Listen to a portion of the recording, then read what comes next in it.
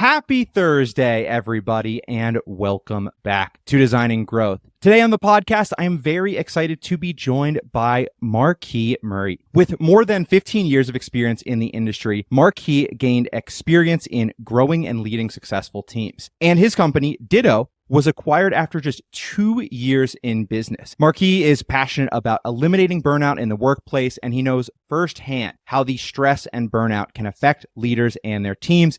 And he's on a mission to help organizations overcome these challenges so they can focus on their work. So my first question to you, Marquis, is how are you doing today? I'm doing great. I'm excited to be here, Sam, and having this chat. So yeah, can't complain. And normally I would ask, how did you get to where you are? But I was fortunate because when I was looking at some of the work that you put out and some of the things that you're doing, you have this story like everywhere. I do think telling your story and being able to tell that story in a concise way makes it a really powerful thing. Would you agree with that? I would absolutely agree with that. Yeah, it was one of the things that I just felt compelled to do. I mean, I have this story and it goes even deeper than what the published founding story will tell you. Again, it was really like the best, shortest version I can give, but it really gave me a chance to show people who I am, where I've come from, why I do what I do. Because when I'm on the other side of the screen, engaged in sales calls, right? People are connecting with me. They want to know,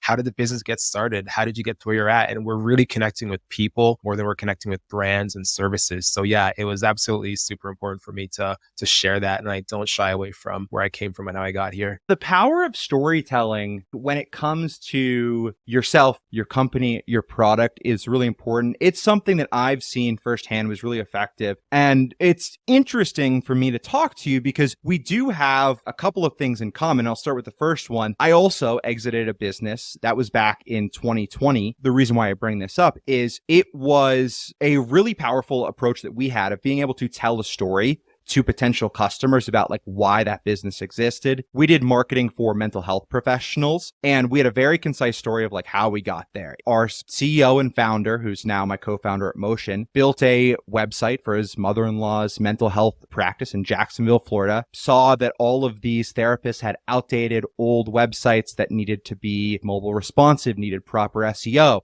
And that story in some ways really carried us from 250 customers all the way to 5,000. So I wanted to share that first off and also congratulate you. That's must have been really exciting. Same to you, Sam. Yeah, it was. It was very exciting. It was great to feel like I had built something that someone wanted to take interest in and to receive, praise from friends, family, and, internet friends was really great. And customers and team members, obviously, but yeah, thanks so much. And likewise to you. Thank you. Thank you. And another thing that I actually saw we had in common is we are both musicians. You play the bass. Is that correct? I do. I don't know if you can see the one behind me. I've got 3 basses. Usually my Rickenbacker, my jet black Rickenbacker is right behind me, but I've got my Squier P bass on there right now. And then to my left, I've got my 5-string precision jazz from Fender. Oh, wow. Oh, man, you have quite the lineup of basses there. I do. I'll take them down for a walk every now and then. So it's great. My Rickenbacker's in the bag right now because I had a gig the other night. But yeah, I love anything bass. I love music. What is it that you play? So a variety of stringed instruments. I actually have a bass as well. I have a Fender Precision, I believe it is. My primary instruments of choice are guitars. So I have an acoustic, Ibanez, and then a Telecaster. It's like a burnt orange Telecaster. I love it. That's probably my baby. And you're playing gigs too. What kind of shows do you play at? Or like, do you have a band? I used to play in a Christian worship band, actually. Cool. And so right now I play mostly at church, and then I will get called up to work with different touring musicians every now and then. I don't really go on the road at all anymore, but I'll get called up every now and then for a conference or a one-off show. And I like it better that way. I don't like leaving home. I like being close to my family, my wife and my kids. But I'll play at church typically once a month now, and then just, play around in my office when I get the chance. Very cool. Yeah, I am all solo. I had some friends who played music here for a while. They've all moved away, but I still play probably at least 2 or 3 times a week after the kid goes to bed, which brings me to my third thing that we have in common is I believe that we are both dads. We are. I have 2 kids. Okay. They are 7 years old. So we have twin boys. Wow. And yeah, they are incredible. They are exact opposites, which often throws us for a loop because you wonder, how does that happen? right? Same environment, same parenting. We have to now discipline differently. They speak differently. They have different interests. They typically will congregate around like Pokemon cards and Minecraft. They've got that in common at least, but everything else, they're just so different, but we love it. How old is yours? He is just about to turn 5 months.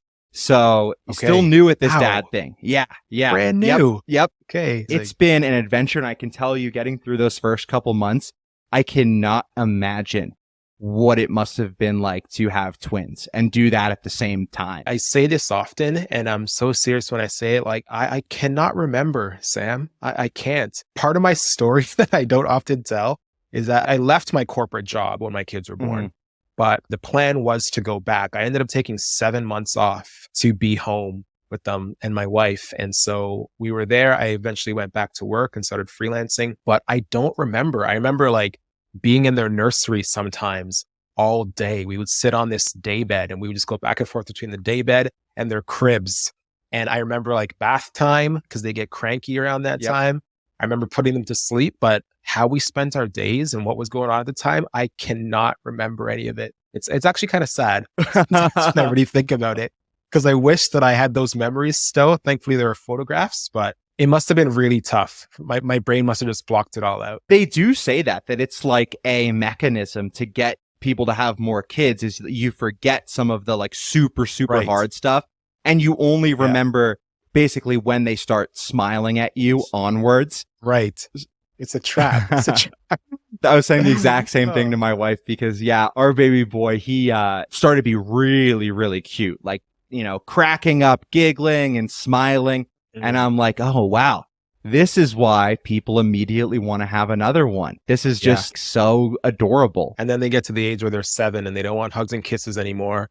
They think you're annoying. They don't want to hang out with you and they have attitudes and they're like, do we want to do this again? Yes, we do. But yeah, it's just different. But yeah, congrats to you. That's amazing. You're in a great spot right now. Thank you. So I know that Ditto was acquired. What have you been doing since then? Well, I spent the first couple months with that other company helping transition over clients and getting some systems updated. I'd taken on a partner position as a VP of efficiency, which is really just like the delivery team overseeing that, doing a lot of the same things that I was doing as a CEO, just with a new team, a bit of a new offering. But I left them in the beginning of March. So it was a really quick turnaround, I'll say. Yeah.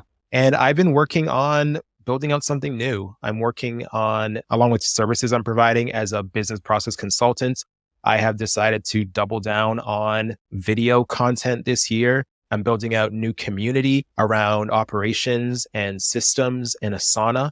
So we've got a circle community. We've got some folks in there and I'm doing events, putting up videos, doing consulting, working with clients. But really the focus is going to be on education this year, is training people and working with ops-minded professionals so that they can work better with their teams and build the systems that their teams need. And yeah, I've just been having a lot of fun with it, doing podcasts like this, running my own podcast, testing things out, and really just taking advantage of the video landscape that's out there and the opportunity to reach and meet new people. It's been very interesting to see how the content is really working for me. I was listening to one of your recent podcasts, and your guest, I think it was Latasha, was talking about video and how like 100% of her leads come from YouTube. It's the exact same thing for me. And so it's been incredible just to see the opportunities continue to come in and build authority in that space and really carve out a niche. So I'm going to just ride that wave for as long as I can and just continue growing and evolving as the needs change of our customers.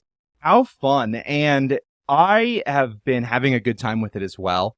Aside from the immense amount of learning that needs to happen, it's been like a really cool creative outlet for me. And I say, besides the learning, but the learning is just part of the journey. It's just like sometimes I want to be able to get to like a higher level of quality faster. Because I think every day, once you start creating YouTube videos, you start noticing other things that other people are doing.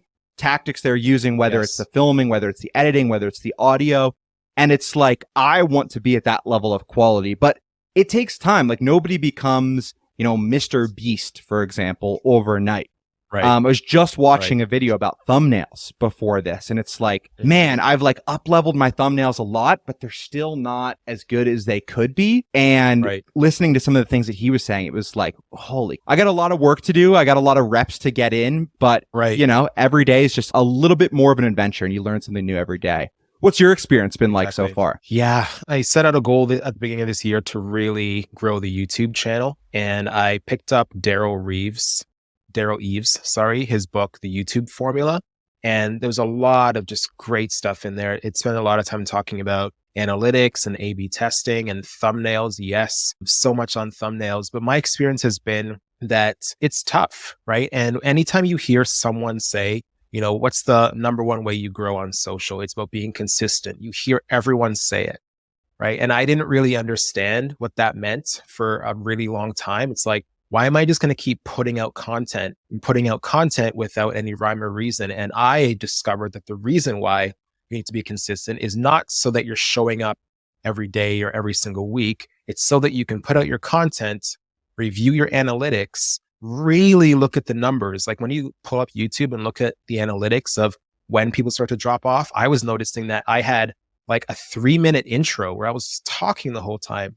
And then I had a bumper. And then I would get into the video, talk a bit more about what I'm going to say. And then I would get into the content. And I was losing people. They were fast forwarding. They were dropping off. And I thought, why are my views down? And so really looking at it has given me a chance to, because I'm consistent, I have a lot of data to look at. I can see what the trends are week to week as I'm posting. And I'm really like I said, diving really deep into it. I have been and used to be the person that would not want to be on camera, right? My camera roll for the first few years of my kid's life was just all of them and my wife. I was nowhere to be seen, right? Because I don't want to be on camera ever. And so I've just had to like let go of that. I show up now on TikTok. I'm on Reels on Instagram and Facebook. And now like my marketing manager take care of all of that. So all I have to do is produce the content and they reshare it. And because we're doing so much with the podcast as well, it's kind of like I can't not be on camera because I'm already so visible. I'm just trying and hoping that one day I'm at 103 videos now. And Mr. Beast says that's the magic number. And then after that, you start going viral and growing. So I'm just crossing my fingers and waiting for that one video that's going to take me to the next level. But hey, I'm having fun at the same time. It's really cool to talk to you because you are ahead of where I am, but I can see like some of what you've had to go through, like I'm going through now, is like kind of figuring it out, getting the reps in, and that consistency piece. Yeah, I couldn't agree more with what you had shared there. It's so huge. And one of the examples you just shared about how you had this long intro is something I noticed literally just like last week. You know, it was tutorial videos for the Motion.io platform. And I'm like, why am I spending 4 minutes with this intro? This should just be like, let me show you how it works. Dive in. That's it. And it is a very complex way to do marketing. I think much more complex than things like even advertising, things like a blog, things like a newsletter, because it seems like with video, there's just so many facets. And then that's not even taking into account short form video, which is this whole layer on top of that. Yeah, absolutely. And when I was looking at my video, I mentioned I'll go on for 3 minutes sometimes. The second, like the next video, the intro was maybe 20, 30 seconds. And then that was it, into the video, right? And then all of a sudden my retention rate started climbing and it stayed steady for the entire video. So it's incredible what you can actually see once you get into it. And like you said, I'm looking at videos, you're looking at videos on YouTube and you're trying to learn. Do any of us want to listen to someone drone on for 3 minutes and you have to scrub through it? So yeah, I really started putting myself in the shoes of the person that was searching for my videos, right? And I mean, I'm not the marketing guy anymore, but I love marketing. And so it's just, I could talk about this forever. I don't know where you want to take this, but yeah, absolutely. There's been a lot of learning for sure and a lot of growth. And I mentioned it was frustrating because I get comments all the time that people are asking, why don't you have more subscribers? Why don't you have more views?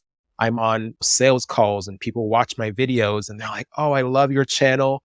You should definitely have more views. And I'm like, yeah, tell your friends, tell your colleagues, right?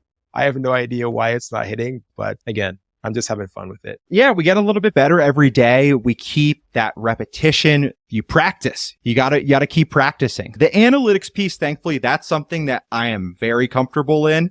I have this master spreadsheet that I've created that it tracks like engagement month over month of social posts.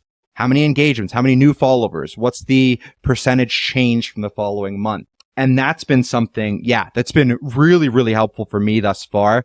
Some of the more stylistic stuff, that's where I think I really struggle. Right. What a great system you have though, right? Like to be tracking all that stuff and monitoring it. So maybe I'll learn a thing or two from you on that front. Yeah, I am obsessed with data.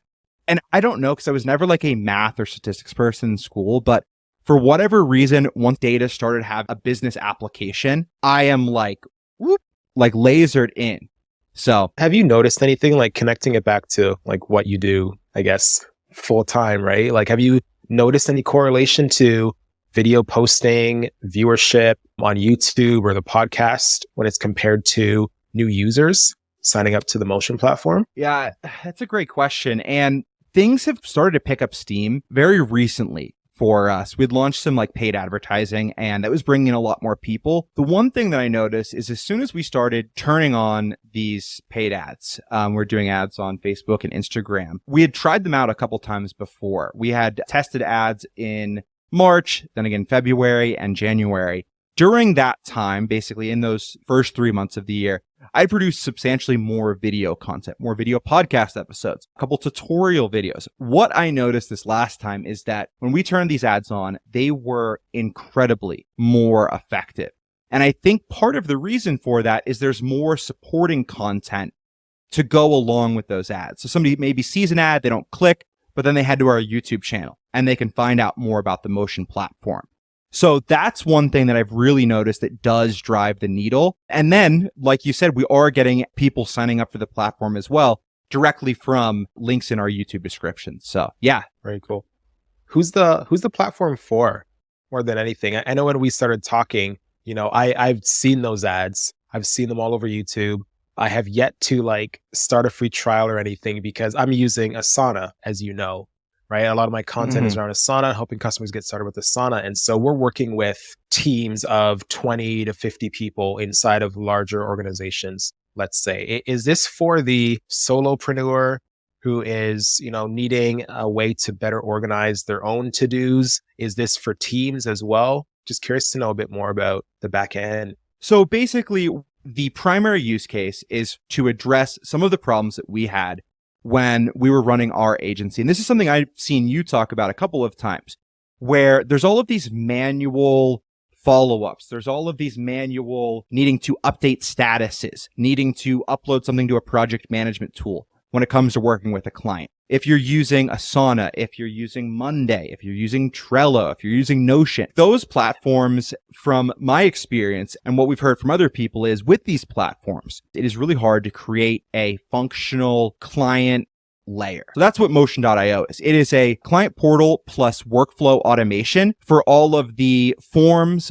files, feedback, action items, and communication you share with clients during a project. So our primary markets are people like web designers, first and foremost, creative agencies, marketing agencies, anybody who does creative type work, and they interface with the client directly. Got it. Does it host that kind of integration with other platforms? Yeah. So, and one caveat is we are still in early access. So our platform's completely free to use right now. And we are, adding new features basically every single week. So right now we have a form builder. We have a way to get deliverable feedback. So to leave like pinned comments on an image and then send files, send forms, all of those types of things with the client. What we want to do in the very near future, and some of the things that we're talking about right now, is we're looking at potential integrations in two different categories. We have a Zapier integration where we say, okay, we can integrate with all of these other tools through Zapier, basically all of the PM tools, Asana, Trello, whatever, they all have really substantial Zapier integration. So that's one.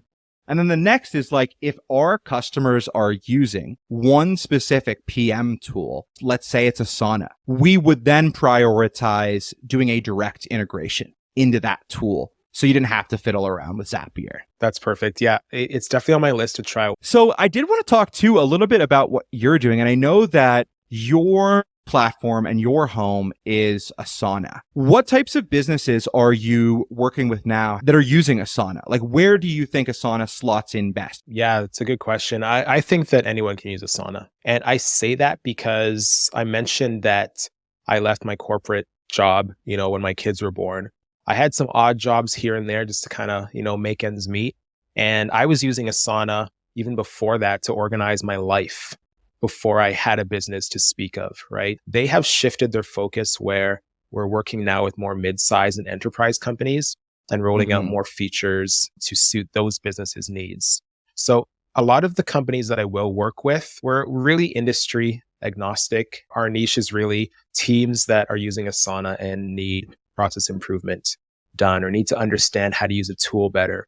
And it's probably because of my background in this, but we end up working with a lot of marketing teams. I am meeting with VPs of marketing, VPs of ops, directors of marketing. Rarely do I meet with the CEO. If I do, they are an agency owner and they are testing out ClickUp and maybe they're on Trello and they want to look for another option. So we'll implement it for companies of 20 people or teams of 20 people. And then as word gets out in one department, they'll refer us to other departments and we'll kind of go through the organization that way.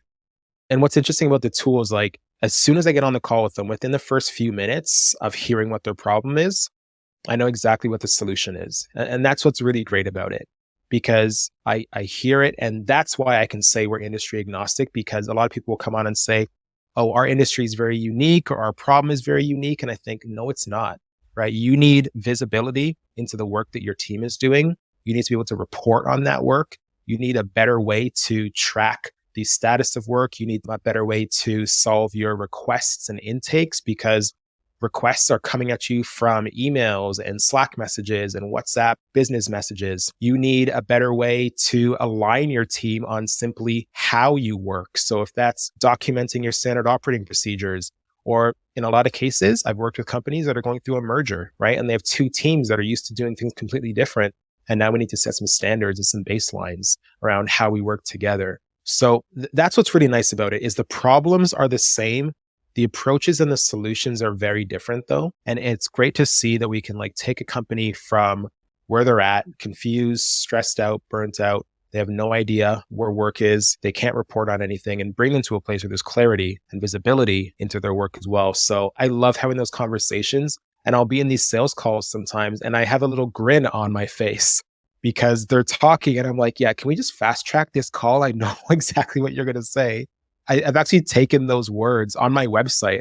I have on the services page, like words that have been taken from my sales calls, right? So if you have this problem, here's a solution. And so you can go down the entire page and like read something. You're like, yeah, that's me. And then they would come in and we're like, we don't know what we don't know.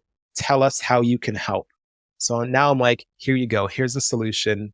I know the problem. And it's been incredible to be able to connect with people that way as well. So a really long way to say we can work with anybody and everybody as long as you want to work better within your team. You answered the question that I was going to ask, which was what are the types of problems that you are helping these businesses solve? And you covered a few of them right there, like the requests, the intake, the tracking of work. That is something that, holy cow, you really see the stress cracks in the foundation once things start to really pick up. It's like 1 month you're celebrating, you've made all of these sales, business is great. We have all of this money to reinvest into the company. We're paying people well. We're providing all of these jobs.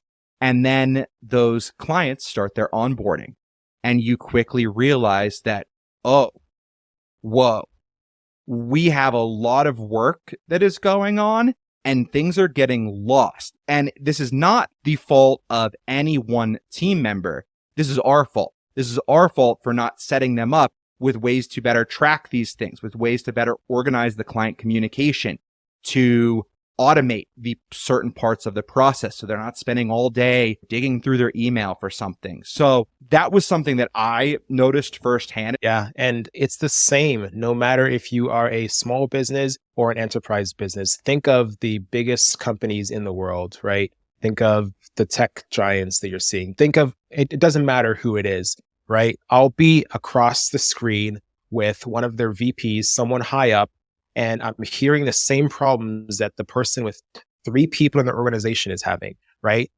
Consistency doesn't scale the same with every single company, right? We have cracks, and if we don't take the time to document how we work and create those standards, it's not going to scale with us as we grow. And we're going to have the same issues when we're 2,000 people we did when we're 2 people. In my experience, it comes from the leadership, right? Like it's a problem that stems from the top down. I'm not surprised anymore. I was surprised at one point that you'd see these larger organizations and you just assume because they're in the public eye and you see them and you use them and you visit their venues, right, that they must have it together. How else would they get here, right? And you realize that I won't say that there are no strategic goals, but they're fragmented, they're broken. No one's followed up on them. No one's tracking and monitoring these goals. And then if there are no goals that are relevant to the teams that are working, it's almost like, what are we aiming at? Why are we doing this?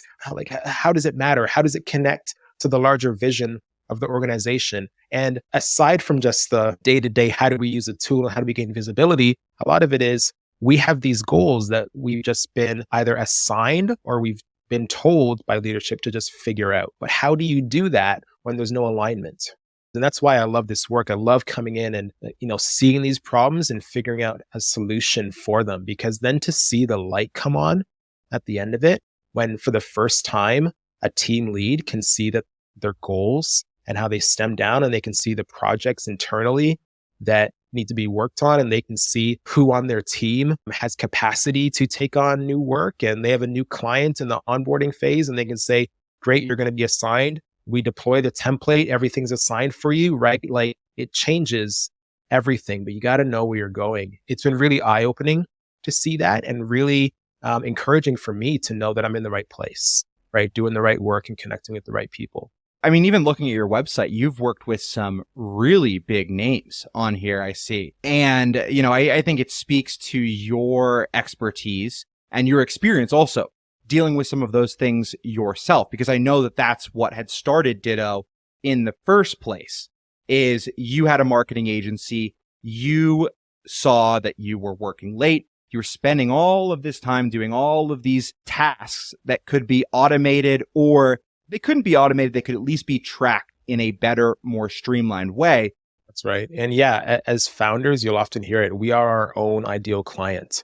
I know all these pain points and I can rhyme off marketing copy and problems around what these people are experiencing, is because I used to experience the same things, right? I've been through it. I know what burnout feels like. I know what it's like to be up at 3:00 in the morning, hating yourself because you should have delegated, you should have documented something, right? Like almost next to tears. I know what that feels like. So having a solution, that on the back end can solve the problems of my customers, it's like, it changes everything. And when I had the marketing agency, that's really how I started documenting my processes. It was just me in the beginning, doing the service, doing the sales, kind of doing everything, wearing all the hats, if you will. And eventually I had to start bringing on new team members. I brought on another social media manager. I brought on a paid media specialist. And every single time I was booking meetings with them to do live onboarding. And I was going through and answering all their questions. And it's like I had a checklist, but I was saying the same things over and over again. And I was just using the checklist to make sure that I covered everything. And then they would get into their day-to-day, into their work, and they were coming back to me asking questions that I thought they should just know the answer to, right? So to go back to my top-down thing, right? Like they were asking questions that I thought they knew the answer to because I hired them as a specialist to do that work. But I didn't take the time to create that documentation or that process and provide it to them. So that was my fault. And it was really out of sheer frustration one day. I said, you know what? I'm done with this. I'm not going to answer these questions anymore. I'm too busy for this. I was so mad at myself, but I expressed it outwardly that I threw up loom.com and I started recording everything that I did And I said, here you go. Here's a video. Go and watch this. And that was really the beginning of like documenting systems in my own marketing agency. And it evolved from there into Ditto and, systems and processes and now being a consultant. But I finally took the time. And I think that's the point. It's like I took the time to document it once and for all so that I could actually rely on my team and scale effectively. Yeah, it's something that actually I think it was Bart Aniston, who I believe you've interviewed on your show. I spoke with him a while back and he has his marketing agency and we were talking about some of these systems and processes and the importance of documentation. Bart actually inspired me to start documenting my own processes right now. And at the time it felt kind of funny just because I'm like, why am I documenting this? It's just me right now.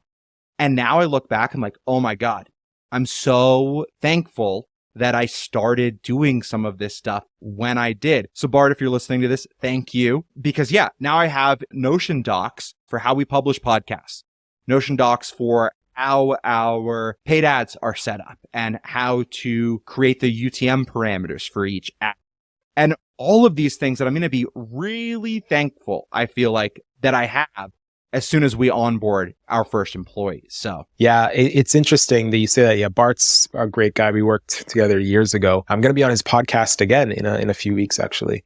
Oh, nice. I'll be sure to check that episode out. When you realize, and I had this epiphany maybe a year and a half ago, even still, right? It was a year and a half ago, I had this epiphany where I'm like, it seems so simple. And I'm going to say it and you're like, yeah, obviously, but a lot of people don't actually practice it and understand it. It's as an entrepreneur, it is not your job in year 2, 3, 4, whatever, to keep doing the same things you were doing in year 1. Year 1 is like your setup. It's your foundation. Maybe you're spending your day on sales calls and balancing that between what should be documenting and onboarding people, but it's not your job to continue doing those tasks you did when you first started the business. It is your job to take all the information out of your head, put it in a place where your team can access it, and so that they can continue doing those things so you can focus on what you're truly gifted in, whether that is, or whatever brings you joy, right? So if that is sales, great, focus your day on sales. If that is speaking or podcasts, for me, it's podcasts and it's making YouTube videos.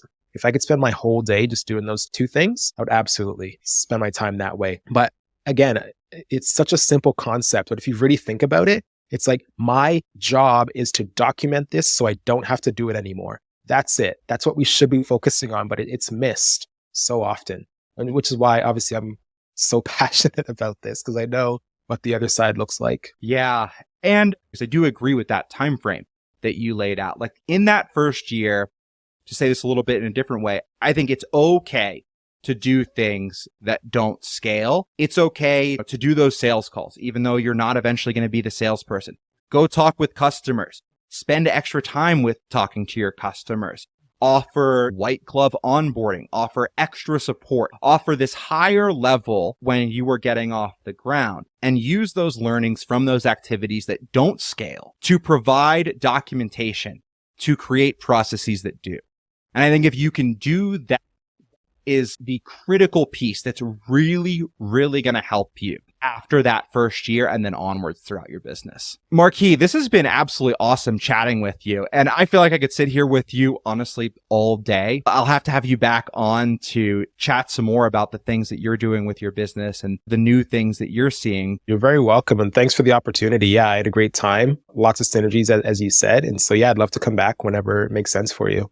Amazing. Amazing. So 2 last questions before we go. First one, if people want to learn more about you and the work that you're doing, where should they go? I'm all over LinkedIn. You can follow along there. But if you go to marquismurray.com, you can find out all about what we're doing. There's some incentives on there. I've got a free community for ops-minded people at systembuilderacademy.com. But yeah, pick your flavor and I'll see you there. Amazing stuff. And we will put links in the show notes to all of those things. And then for our final question, when you're not working, Marquis, how do you like to spend your time? What do you like to do? My 7-year-old boys, they keep me busy. But yeah, whether it's building Lego, we love playing chess and checkers together. Nice. They are avid video game enthusiasts. And so we'll be playing Mario Kart on the Switch or Fortnite. I love hanging out with my kids. I really, really do. If it was just me, I'd probably be playing bass or out for a walk. Yeah, that's it. But family is how I want to spend my time. I love it. I would very much so agree. Maybe once they start getting a little bit older, maybe it's even soon, they can start playing music with you. You got a drummer and then a potential guitarist, and you guys got a band. Exactly. They already play piano, so we're like halfway there. No way. That is awesome. Piano's one thing that I wish I would have learned, just because it's so like fundamental to any other instrument if you can learn how to play the piano. But maybe I'll try and, see if my son wants to take piano lessons when he's older. Give him a gentle nudge to try it out. Get him started right now. 5-6 months. It's a perfect time. Can't sit up, but he can play some mean keys.